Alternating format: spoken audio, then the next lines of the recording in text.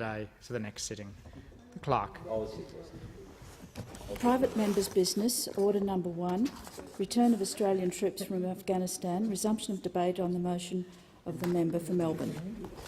Question is the motion be agreed to. I understand the member for Fadden is seeking leave to make a further contribution to the debate. I do such seek leave, Mr Deputy Speaker. Leave granted? Leave is granted. The member for Fadden. Thank you, Mr Deputy Speaker. I rise on behalf of the Coalition to address the call of the member for Melbourne, the Deputy Leader of the Greens, that this House calls on the government to set a date for the safe return of Australian troops from Afghanistan.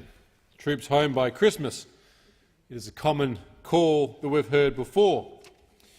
I do agree with Member for Band in the first few sentences of his address to this House. War is hell. It's a battle of wills. It is a last resort upon the breakdown of diplomatic efforts to achieve national goals in the face of tyranny. It leaves destroyed nations, destroyed souls, broken bodies and broken families. I can think of few graver calls that a Prime Minister executive actually make than to send our young men and women to war. Our combat operations in Afghanistan since 2001, noting the hiatus there from 2003 to 2005, have left 38 of our finest killed in battle and over 250 wounded. The impact upon the mental condition and minds of our young soldiers is greater still. But there is a reason why the prerogative sits with the executive to commit our men and women to war. There's a reason why the government, elected by the people to represent them and govern them in their stead, there is a reason why an elected body, which we call the government, that sits to the right of the Speaker on the Treasury benches, there is a reason why they commit our nation to war. Only the government has the full access to the full intelligence suites, the full information suites, the full access to the information from our allies and partners. Only they are across the full axis of the national intent and the national interest. Only they are across the full capability and calibre of our national power, be it in terms of hard power in our combat sense or soft power in our diplomatic sense. Only the elected government is fully across the relationships at a bilateral and multilateral level that understand the full ramifications, the full costs, and are prepared to wear them and be accountable for committing our forces to war. Only the executive bears that heavy load. It is incumbent upon the parliament, as one of the three separations of power, to keep the government accountable, to keep the executive accountable in the prosecution of combat operations. But someone must be accountable, and it is not an amorphous parliament, it is a government. It is an elected body of men and women. It is a body that goes to the people and stands trial by the people in a capacity called an election. Only the government wears that policy. I am surprised, though, that the Greens have brought this up for debate in the House, and it is instructive to look at the policy of the Greens when it comes to defence spending and combat operations in general. According to the Greens, climate change is the greatest threat to world peace and security. The last time I looked, Mr Deputy Speaker, I hadn't seen climate change slay too many people. Haven't seen climate change run them over with armoured personnel carriers and tanks. Haven't seen climate change call in artillery strikes in suburbs in Syria. Haven't seen climate change develop nuclear arsenals in defiance of the world that Iran is doing. Right now, off the Straits of Hormuz, the US Navy has 3 Nimitz-class carrier battle groups. 3. Literally a third of the US's surface fleet now is within an area 21 nautical miles by 21 nautical miles in concert with 23 other nations on a 12-day exercise at the same time as the sabre-rattling over Iran's nuclear threat is reaching a level we haven't seen. 3 nuclear-powered Nimitz-class carrier battle groups, one of the greatest concentrations of military armadas we have seen for quite a while. But hey, climate change is the greatest threat to world peace and security. Perhaps someone should tell that to the Africans who are being slaughtered by dictatorial regimes every single day. Someone should tell that to Mugabe. Hey, you're not a threat to Zimbabwe. You haven't reduced your people's standard of living to the lowest level of any country on earth. You haven't reduced the average age that someone lives to 37. Climate change is the greatest threat to world peace and security.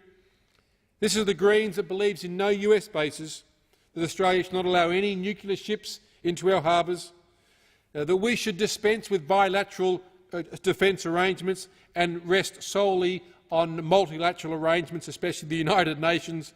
And I sit looking across at my good friend and colleague, the member for Eden Monaro. He and I are the only ones to have served overseas on military operations and wear ribbons accordingly. We have both served with the United Nations overseas, and we have both found them wanting at certain stages of those deployments. But the Greens believe the United Nations should have a permanent UN peacekeeping budget. The Greens believe Australia should be funding this permanent UN peacekeeping budget so Australia would never have to deploy troops. The UN could solve all the world's problems. The Greens believe that ANZUS, the Australian, New Zealand, US Security Treaty, a treaty that has been in place for over 60 years, should be disbanded with. The Greens believe that the 41-year-old treaty, the Firepower Defence Arrangement between Great Britain, New Zealand, Australia, Singapore and Malaysia, should be dispensed with, one of the overarching bilateral security treaties that exists to provide security assistance to Singapore and Malaysia. The Greens believe that should be dispensed with. The Greens believe, frankly, that we should train ourselves in passive resistance, and then that will ensure that we never face any egregious behaviour, and only in the event, frankly, of national invasion should we concern ourselves with dealing with any existential threat. I actually don't know what planet the Greens are on when they call for these motions in the parliament. Their policy settings make it very clear they don't take national security seriously, they don't take defence of the realm seriously, they don't take defence of Australia's interest, its life and its liberties overseas seriously. I wonder how the Greens would deal with a terrorist incident, a hostage incident overseas. I wonder how the Greens would deal with the occupation of an offshore oil and gas hub. How would the Greens deal with 5 AusAid workers taken captive by overseas Islamic forces? What would the Greens do? I look across the member for Eden Monaro and I know pretty well that my government and his would be looking at every option on the table, including bilateral special force operations in terms of recovery. The Greens would be sitting around singing Kumbaya, hoping that the Islamic forces would somehow wake up to themselves, apologise and send our people home. Perhaps the Greens should simply provide 30 pieces of silver to those forces that seek to do us harm and call it quits and leave the field of battle.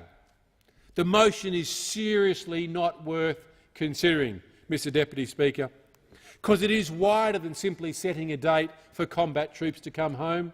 What the Greens are saying is that there is no point committing to the use of force if it is necessary in the national interest. The Greens' agenda is blown wide open by looking at their defence policy, freely available on the web, and I would encourage all Australians to seriously go to the Greens website. I think it's thegreens.org. Have a look at it. Satisfy yourself as to whether this party seriously understands the true ramifications of national security and what it means to defend a sovereign nation. This is a party that actually believes we should have an international ban on making guns. Great in theory. I look forward to that great biblical time when we will beat our swords into ploughshares. But until such time as those that would do us harm, until such time as those that seek nuclear weapons to destroy those who love freedom, until such time that they lay down their arms, may I suggest we as a nation will keep a very firm grip upon ours. It is fanciful to think we should be looking at international bans on weapons, knowing full well that the forces that would do us harm have no intention of laying down theirs at all. The Greens simply need to wake up and face the world of reality. Yes, at times it is not pleasant. Yes, the world at times we live in is dark and it is dangerous. Yes, at times government makes difficult and hard decisions, but I would rather an executive awake to the implications of their actions than a Green government asleep at their fanciful wheel. Thank the honourable member for